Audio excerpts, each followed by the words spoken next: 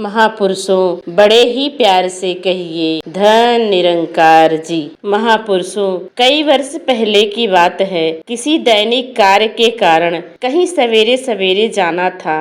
अपनी कमजोरी का मालूम था तो पास में सोने वाले महात्मा से प्रार्थना की कि आप रोज सुबह सवेरे ही उठ जाते हैं तो कृपया मुझे भी कल उसी समय जगा दें। महात्मा बोले कि उठता तो रोज हूँ, लेकिन कल उठ पाऊंगा या नहीं कह नहीं सकता। ऐसे में एक ही उपाय मेरे काम आता है, आप भी अपनाइए तो काम हो गया समझो। उन्होंने कहा कि मैं रोज निरंकार प्रभु से जागने की प्रार्थना करके सोता हूँ और यह प्रभु अपने कर्तव्य का इतना पाबंद है कि मैं रोज सुबह सवेरे ही उठ जाता हूँ। महात्मा द्वारा बताए सूत्र का मैंने ज्यों का त्यों पालन किया और मुझे बहुत सुखद अनुभव हुआ। दिक्कत यही है कि सूत्र सदा याद नहीं रहता, याद भी रहता है तो आलस्य के वश होकर इसका उपयोग करने की इच्छा नहीं। इस प्रकार अपने आलस्य के कारण अपनी ही कही हुई बातें कानों में गूंजती हैं।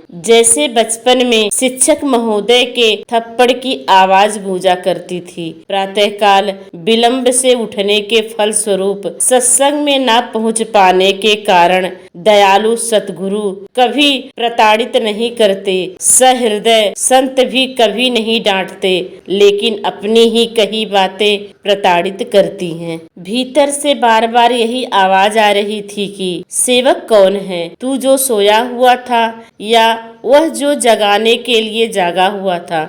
तथ्य तो यही है कि मालिक तो अपने मन मुताबिक सोता रहता है, जगाने का कार्य तो सदा सेवक ही किया करता है। इस प्रकार निरंकार जो मुझे प्रातःकाल जगाता है बहुत कर्तव्य परायण है। प्रश्न उभरा, यदि सेवक निरंकार है तो स्वामी कौन है? स्वामी वह है जो सबको संचालित व नियंत्रित करता है, जो सबका निर्माता, नियंता और हंता है। वह भी निराकार ही है।